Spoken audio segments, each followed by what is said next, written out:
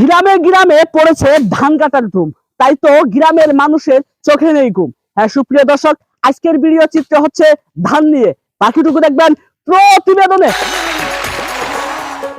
চল সখিরে মাঠে যাই, কাজ করিয়া ভাত খাই।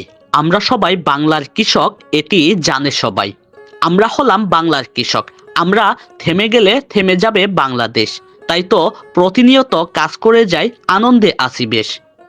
ভাতে মাছে বাঙালি, এটা আমরা সবাই জানি। কিন্তু ধান উৎপাদন করা সহজ কাজ নয়, এটি আমরা অনেকেই জানি না। আজকের ভিডিওতে দেখতে পারবেন শুরু থেকে শেষ পর্যন্ত কৃষকরা কত পরিশ্রম আর কত কষ্ট করে কিভাবে ধান ঘরে তোলেন।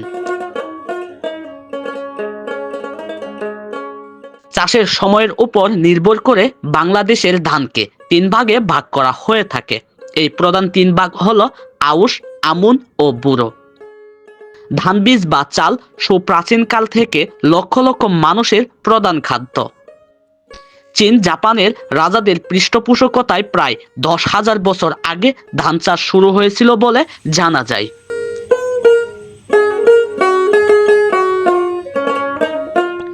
বাংলাদেশ পৃথিবীর ধান উৎপাদনকারী দেশগুলোর মধ্যে চতুর্থ হলেও এখানকার হেক্টর প্রতি গড় ফলন 4.2 টন।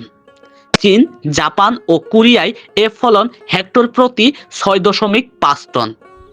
দেশের ক্রমবর্ধমান জনসংখ্যার খাদ্য চাহিদার সাথে সঙ্গতি রেখে ধানের ফলন বাড়ানো ছাড়া কোনো বিকল্প নেই।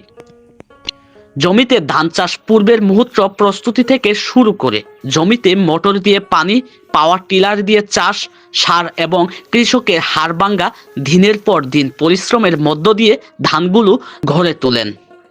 তখন একটি কথাই কৃষকদের মুখে মুখে থাকে, ক্ষেত ভরা ধান, সকলের মুখে হাসি, গান আর গান। এতক্ষণ মন্ডল ভাইয়ের সঙ্গে থাকার জন্য ধন্যবাদ।